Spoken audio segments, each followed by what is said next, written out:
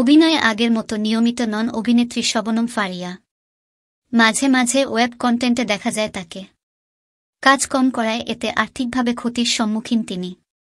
সংবাদ মাধ্যমকে জানিয়েছেন, জমানো টাকা খরচ করে চলতে হচ্ছে তাকে। নাটকে নিয়মিত নন কেন?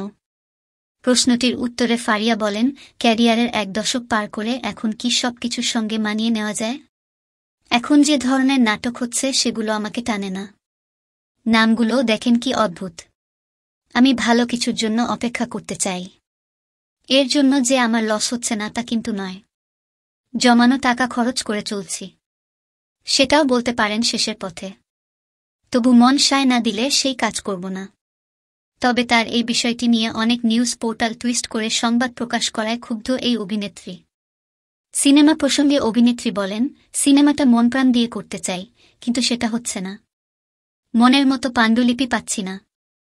একটা দেবী করার পর তো আর যাতা ছবি করা যায় না। আমার কাছে যেসব সিনেমার প্রস্তাব এসেছে সেগুলোর একটাও ভালো লাগেনি।